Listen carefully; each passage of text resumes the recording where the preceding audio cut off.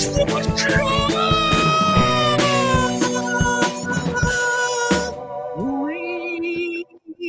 my favorite part. What's going on, everybody? Rings and Rambles back from the holiday break on New Year's Day. Couldn't even give us this one off. How you guys doing? I am Kev Kellum. That is Nick Harson over on the West Coast in California. If you're watching on demand or listening on demand on the podcast feed, thank you so much. Go ahead and give us a like on our YouTube channel, which has just cracked 90,000 subscribers. How about that? Yeah, not enough people watching Rings and Rambles, so let's work on that. Please. Nick, how was your holidays? Good? Yeah, it was pretty good. Relaxing. Got to just chill a little bit, take some time off, and how regroup. You put on some pounds? I always put on some pounds for the holidays. A little bit. I'm a little piglet. People saying cough. We're waiting. We're getting to it. Thank you guys for being with us. We had a little bit of a delay. People saying 3:15. Yeah, we had to push the show back today.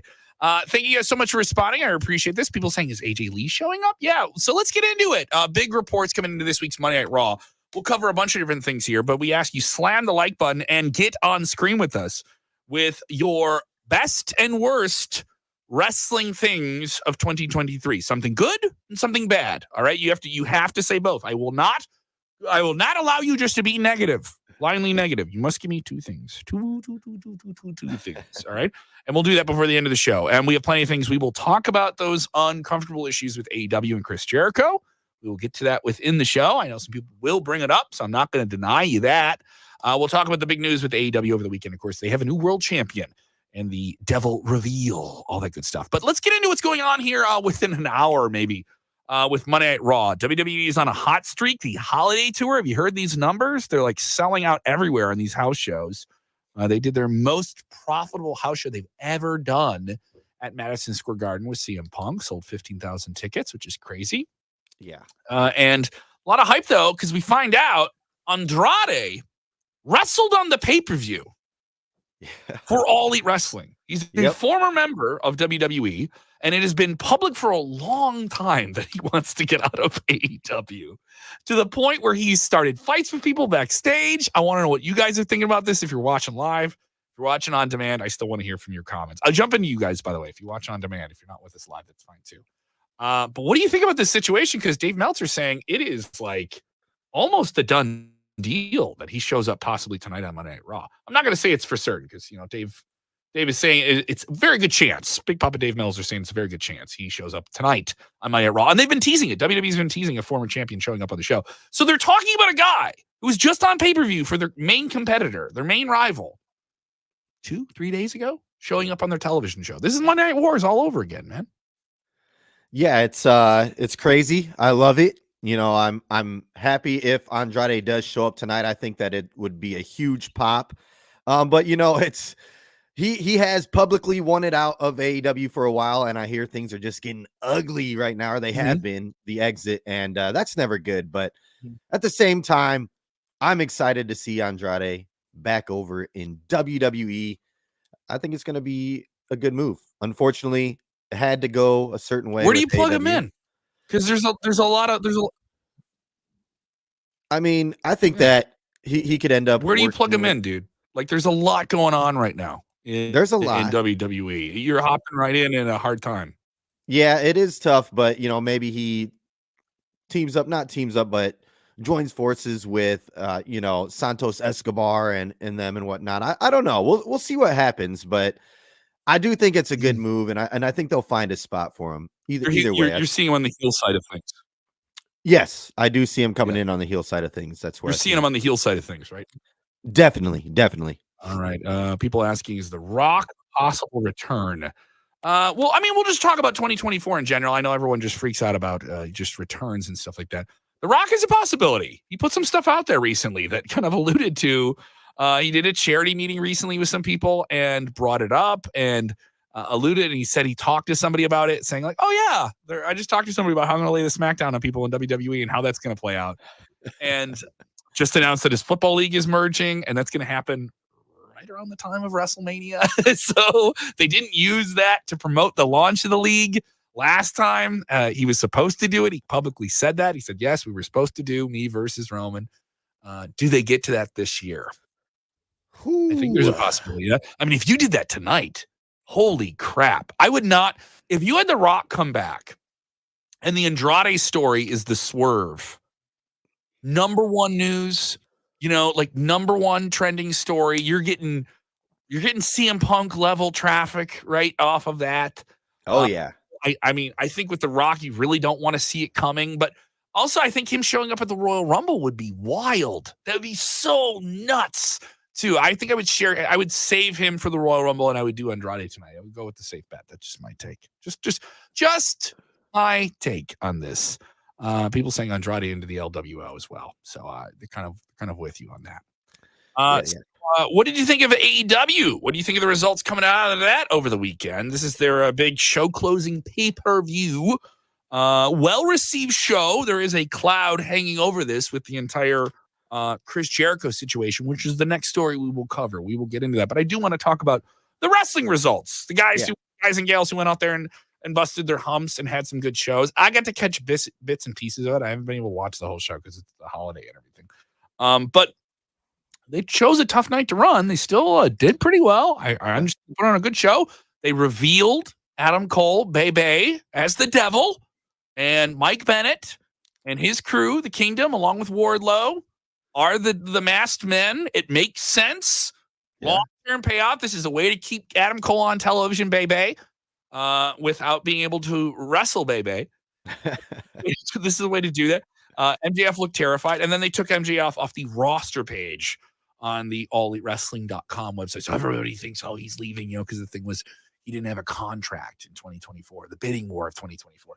I think he stays with All Elite Wrestling. I know he's saying he didn't sign. I believe him when he says he didn't sign, but I think he agreed in principle to a new deal. And it's just a matter of, all right, we're going to figure out what that deal is. I'm not going to sign with someone. I'm just going to spend time negotiating with you. So I do believe him when he says he didn't sign a deal. I just don't believe when he's going to leave.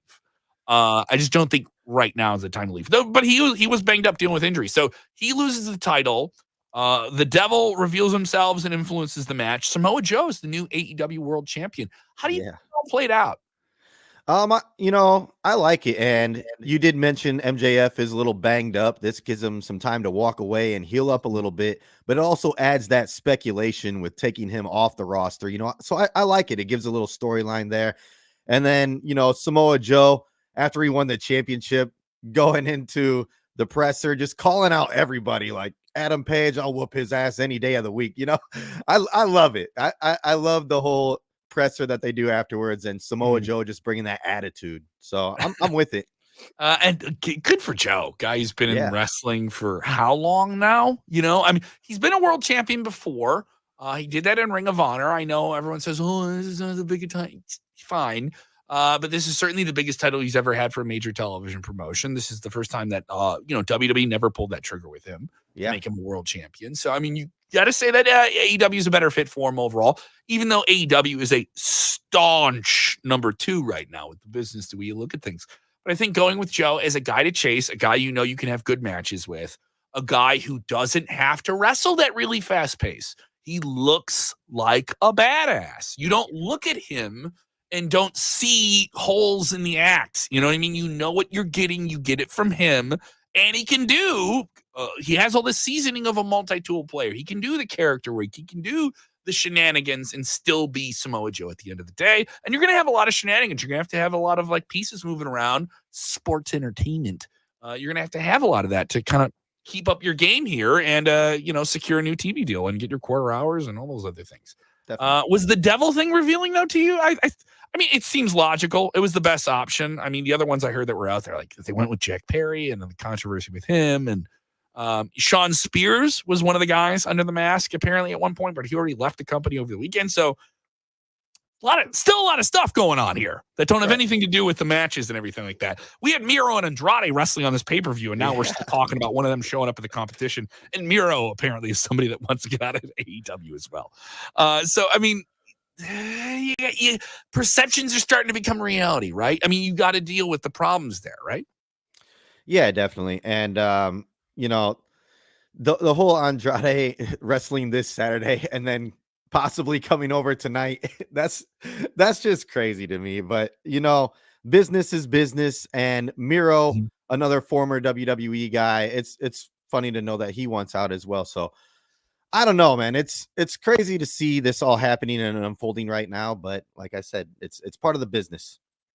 I mean, it's also worth noting, Andrade is talking to some other promotions, and there's been some rumblings of him doing some other stuff with other promotions Mm-hmm. around, But I mean, yeah, Tony Khan said over the weekend, yeah, it's an amicable split. Then why put him on the pay-per-view? You know what I I mean? don't know. Like, am I wrong to bring that up? Like, if you knew he was leaving, is the idea that's a part of me that thinks like, why put him on the pay-per-view?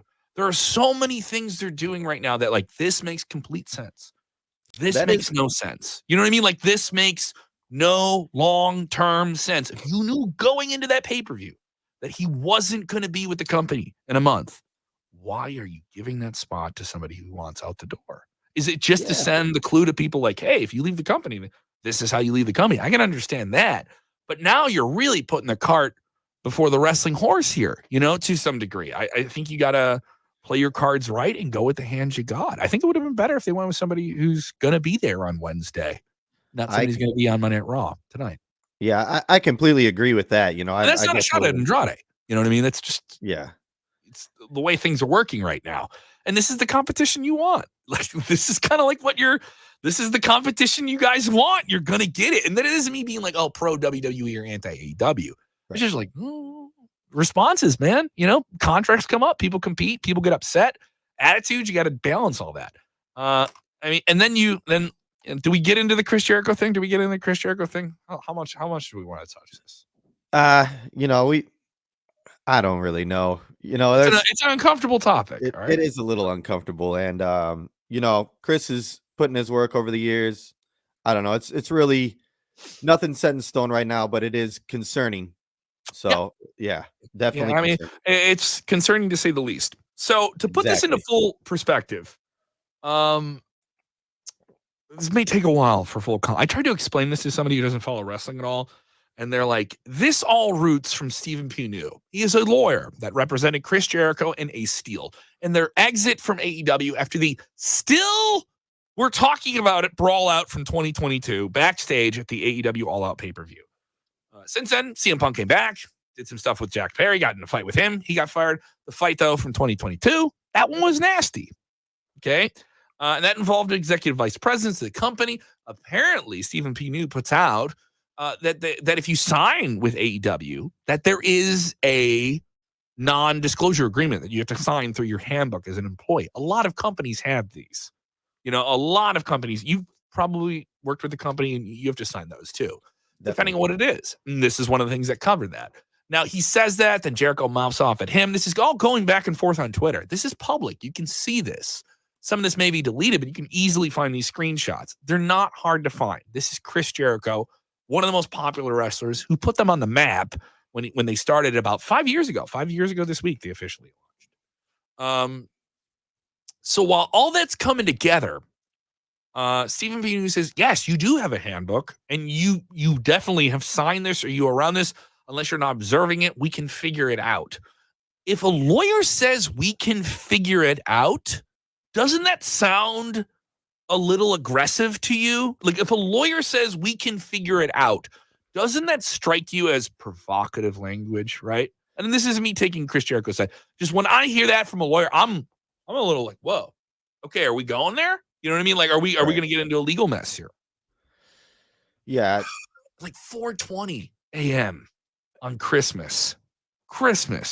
Jericho writes like a novel long Twitter, like one of those Twitters where it's like somebody's really, I'm still calling it Twitter. You're not going to get me to call it X. It's not going to happen. He writes this really, really long one, and he says, I've never signed an NDA. I don't follow one. He alludes to that. And he calls them just all these disparaging names, and you're just trying to do something clever for your clients.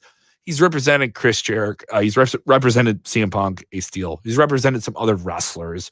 He is a guy who supports wrestling, Stephen Pugh. He's a big sponsor for Jim Cornette's podcast, which has been very negative to AEW. Say whatever you want, right? But he also represented somebody in like amicable ways. And I've heard an interview with him where he described like, yeah, there's been many times where I've represented some people on like trademark agreements and stuff like that. He was involved in like the Yeet thing. There was an independent wrestler who had the Yeet name who's using that. And then they challenged WWE and they figured something out with it. So they go back and forth. Now enter Nick Houseman, House of Wrestling. To be clear, I know Nick very well. Nick is a very above the board guy in all of my dealings with him.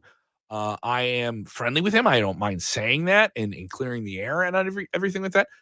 And Nick enters the conversation and he says, what about the NDAs you get other people to sign? That steams the ball into a whole different direction with social media. And there's other people separate from Nick, by the way, that are bringing up different things from the Me Too speaking out movement of about 4 or 5 years ago, which started with about what, 4 years ago? I'm thinking about a lot of that was going on 4 years ago. Yeah, there was a screenshot of somebody saying, like, how long until we hear someone say something about Chris Jericho? Yep. And that was liked by former AEW wrestler Kylie Ray. Mm-hmm. Kylie Ray signed with AEW right at the beginning. She was one of the initial signings of women. She was featured, I believe, on 1 or 2 shows at the most. 1 for sure. I know she was in a multi-woman match. And then abruptly left the company citing mental health.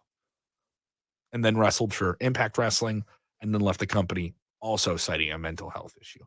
And I wish everyone health in this. I mean, that seems like a cop-out or something like that, but that's the truth. But I also want to be very, very clear in how I say these things. And I've been going on for 5 minutes now to explain this, but it's very important that you guys understand all of this and that there's no, because there's so much gray stuff with it. There's so much we don't know. So basically, the illusion, and Nick added even more to this in a response to MJF putting out an article. MJF wrote an article for the Players Tribune, and he kind of praised Chris Jericho for really helping putting the company on the map and all these different things. And then Nick challenged that and made allusions to Jericho being in a position of power and not being responsible with the power, and brought up some other names. The clip is out there. You can see it. It's on the Rumor and Innuendo podcast. These are things that I know a lot of people go off on Nick about this. These are things I heard but didn't hear more about. Just because I'm hearing them doesn't mean I'm saying that they're flat out true, that they're the same as saying something like all these different things. And I'm not saying that to be a cop-out because there's just so much we don't know, but it doesn't feel good. You know what I mean? Like there's just a perception that's being said in here that doesn't feel good. And I know some people say, I'll take a side in the issue and all these different things. So all that happens before the pay-per-view, it certainly affects the tag team match, the 6-man tag team match that Jericho was in with Sting, Darby Allin. And you have people booing him and stuff like that when he got out to the ring. Yep. And then Tony Khan does I believe it was over 90 minutes press scrum after the show. I talked to some people who were working in the press corps on that, and they were very, very tuckered out after that. So the issue then was AEW's president, Tony Khan, will do these press scrums, and he will go on the record. And he went on the record, and he was asked about it categorically 3 times. And he basically said that he wouldn't respond to unsourced internet rumors. And you don't have a lot of people going on the record with this thing. So there is that clarity, and I need to say that for journalistic, ethical reasons and all the different stuff. But it just doesn't feel good or look good, and it's just another layer of this onion of things in AEW that just, and I don't want to make it about AEW because it's about individuals and individual choices and different things like that. And I'm not saying that I'm not saying I disagree with what Nick is putting out there, because it's very, very challenging and very, very hard things to bring up. So I admire that. And I want to see what happens next with this. Yeah. But Tony not responding and saying, yeah, this happened. This has been discussed with. He just said, I won't respond to that. We have the best safety record. Yeah.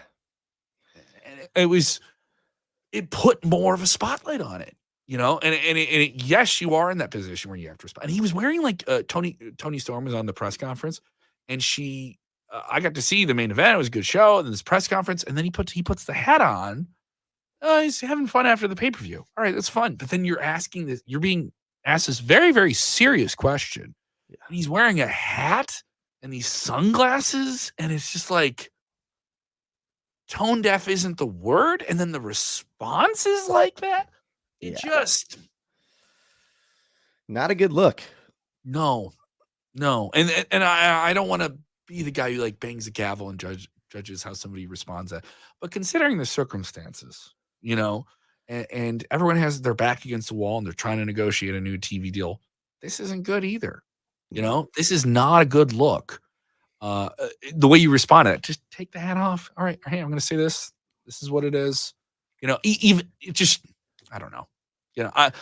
I'm laying it all out there and how it makes me feel as a fan and someone who covers wrestling. And it makes me pretty uncomfortable to say the least. I would have to agree. It's a very uncomfortable situation. And yeah, just Tony, to me, could have handled it a little bit more professionally. It is a very serious situation. Yeah. And this is before the pay-per-view. This all the story comes out Friday into Saturday. Yeah, it was huge news. And I remember, seeing the tweets and then seeing Kylie Ray put the heart emoji underneath and everything. And it was shocking, very shocking to hear that too. Growing up, somebody puts an emoji on something, and that's like lighting up the world. And I don't want to simplify because it's such a serious issue. It is. Making those type of allegations and the gravity of them and the impact they have on people's lives is extremely serious. But I'm talking about this in the most centered way where I don't want to go off the handle. You know what I mean? And I want to know. I want clarity. I want truth on this thing. Yeah, I want the truth. And if the truth is one or the other, I want to know what that is. And I think any fan who spends their time and money wants to know what the truth is. And I don't think there's anything wrong with that. There's nothing wrong with wanting to know what the truth is in this case. But if there is indeed an NDA, the truth then becomes a murky thing and a debatable thing. So, yep, definitely. I'm with you. Yeah. So, oh boy. So you want to talk about wrestling again? Yeah, we got that out of the way. Yeah, we got that one out of the way. Sorry, I didn't mean to bring that up and sour everything, but I just wanted to lay out all of the facts with it as much as I can. And there are some things I went over and I paraphrased, and I don't want to. I hope I handled that the right way. Is just what I'm saying. And if I didn't, you can be mad at me. This is more of a chat show. We're loose. I don't work with notes on this show. I kind of work with what I just read. Yeah. And kind of shoot from the hip there. But I hope I handled that correctly. And if you or anyone have dealt with those issues that include sexual misconduct, I know people myself who've endured that, and it is an awful, awful, painful experience. Yeah. On a wave of different severities and all these different things. And how that is dealt with and penalized is a challenging process to the whole thing. So I feel for people in that circumstance. So we will transition over to talking about the world of pretend fighting that is pro wrestling at the moment. I know that's a challenge here. But before we do, thank you guys for jumping in. I appreciate that. I also appreciate you guys for being civil and not just shooting off that, because I saw a lot of discussion about this on just the cesspool pockets of wrestling fandom, because there were some people getting really, really outlandish with this and turning it into an AEW WWE thing. And it is not. That is not what this is about. We can do that with matches and who are the best match of the year and all that fan stuff. You know what I mean? The stuff where they have to fight for our attention and time and money in these two companies. That's fun. I have fun reporting that. That is great fun to follow. Yes. So, but this, it is not. But I don't mind covering a serious topic here. Let's get back to the one at hand. Who's going to show up on Monday Night Raw? Who are those big returns? You guys are responding to the topic here, and I love you guys responding to it. And I want to know how you're feeling. Get your comments on screen if you guys are with us on live. To the people on demand, I will be talking to you as well. You can also hit us up on the Twitter at @SKWrestling_. Got to put that underscore in there. Some people go to the fakey ones. All right, let's get to your comments here. You want to get some comments, buddy? Here we go. In terms of big returns, people want to see The Rock and Cena. I could see Cena doing one if he gets a little pocket in there. Don't know if you get a full match from him. The Rock, though, coming back makes complete sense for this year's WrestleMania. I think they're going to pull it all of the different things. This is the first WrestleMania under the new ownership at TKO. It's WrestleMania 40. It's a big, solid, even number, you know. You think you get both Rock and Cena before WrestleMania sometime after? Man, that would be amazing to see both of them. I know that John Cena did just release that video where he doesn't know the next time he's going to wrestle again. But The Rock, I mean, I would love to see that. And I think that door's closing on The Rock doing this, man. I mean, he's a guy who's up there. He still looks great. Yeah. Still moves fairly great. We got to see that in September. And I think he would be able to wrestle a smart match. The match with him and Roman is special. It's such a special thing that fans have wanted for such a long time. Yeah. Like I was saying earlier, you have him come out at the Royal Rumble. He doesn't need to win it. And you have him come out at the Royal Rumble, and you just bring the biggest movie star to WWE. You know, and have this guy do everything he needs to do to market the relaunch of his football league. And some people said, oh, Black Adam wasn't a big hit movie. It was fine. It did well overseas. Yeah, it lost some money, but he still got to do it. And some people said, oh, he's going to do this to rehab his career and blah, blah. No. He's put it out there. I want to do this because I want to do this, and it works. Yeah. And I kind of believe with him. He's a powerful enough guy that, that was the case. But, you know, Cena came back because the writers were on strike, or the actors were on strike, rather. And now that's kind of calmed down. So they'll see how it goes here. People telling me the Lions got cheated. Do you agree with that? Right. Did you see that Lions game? Do you think they got cheated? People looking at your Lions hat. They gotta get your stuff in there. I'm a diehard Lions fan. I don't even want to talk about that game. How bad was that, dude? You have to report. Tell me the rules here. So they come out for this play. They score this touchdown. They have a linebacker kind of break from the line. They do a trick play.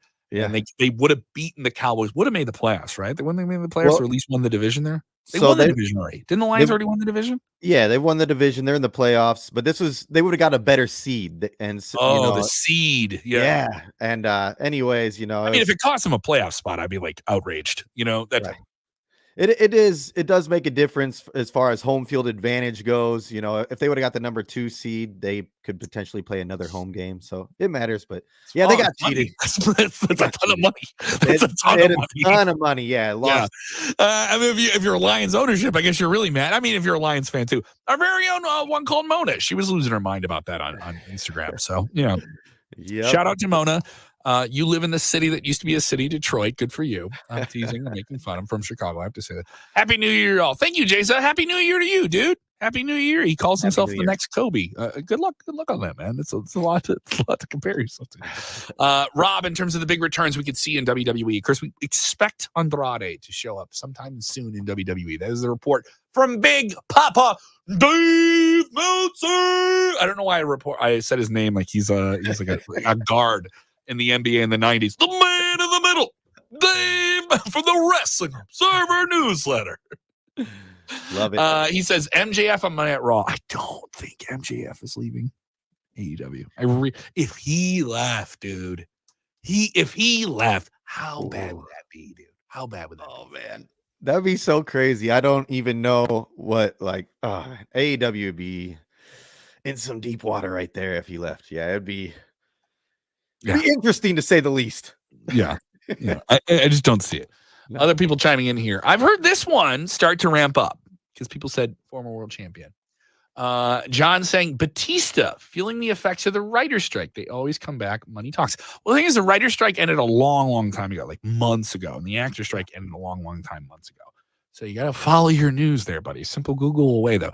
But John, I understand what you're saying. And a lot of people said Batista because he didn't get to do the Hall of Fame induction. Yeah. You know, and they did that Hall of Fame where there were no fans there. They did that did they do 1 or 2? They did like 1 that they combined together over the 2 years of the pandemic. Yep. And we got no Hall of Fame induction. I think that was like NWO and Rob Van Dam and Eric Bischoff and the Bella Twins, like big names. Big names. All did their Hall of Fame with no one there. And it's one thing to do the pandemic wrestling with no one there. But Batista said, no, I want to do this with fans there. And then everyone expected it in LA. And then they went with Rey Mysterio. Yep. Is a big name induction. They didn't have him. I was at the Rey Mysterio induction. It was awesome. I loved it. I loved his speech. I thought Conan gave a great speech.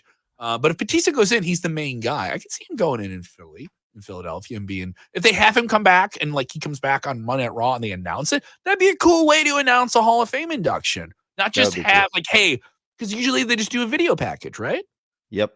That would be very cool. I think that would be the best way to do it, especially, since that pandemic thing happened. But yeah, if you're gonna bring Batista back and do the whole induction, do it that way. That would be really cool. I would like to see something like that. But I do want to comment real quick on the Rey Mysterio induction that you were there. I love the fact that Dominic Did you go to that because you were in LA, right? Did you go to that one? I didn't go to the induction. I wanted to, but I didn't make it to the induction. But I did watch it, and I love the fact that Dominic Mysterio still stayed in character and was just kind of like, "No, deadbeat dad. I can't believe this guy's getting inducted." But, he got up in the speech and walked out. yeah, I love it, dude. It was the best. Protect the gimmick. Protect the gimmick. I love it, man. I love it. I'm absolutely appreciating it here. Johnny, give me more. He says he said it multiple times. He wasn't coming back. Never say never in wrestling. Yeah, but the thing is, he did do his final match. What, like 2019? Yeah, he did like his last match with Triple H at WrestleMania. I don't think he needs to wrestle again. Batista's up there too. He's like north of 50, but looks great. Still looks really, really good. Just did all those Marvel movies. I think he did his last Drax movie. He kind of said like, I don't think I'm doing Drax again. He was in Guardians of the Galaxy. So huge franchise stuff. Yep. I see him getting into maybe movie production and other things on the other side of the camera. He'll stay active in entertainment. I just don't see him wrestling again. I just don't. I mean, he's Triple H's boy. It's Triple H's WWE now, so something there.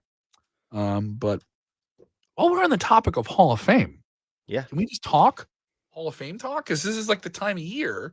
It's about that time where you get into Hall of Fame. There's names of people that haven't been in the Hall of Fame yet, and maybe we cover this next week. Should this be a topic we do next week? Let's cover it next week. We're getting close to Raw. Let's hold it off. Let's tease them. Let's tease them with that. If you're joining us late, we covered a lot of different topics. The future of MJF in AEW, him losing the world title, the Devil reveal, who's coming back to WWE in 2024? Because there could be a name this week here on Monday Night Raw. We can find out who that is. Yeah. People saying the return of the monster Braun. Yeah, Braun is on the shelf. Braun just did an interview with us, by the way. He was over at Sony 10 in India with our home base team there. Shout out to Raju and the whole team of guys there. Where he's kind of doing the promotional tour of WWE on Sony 10.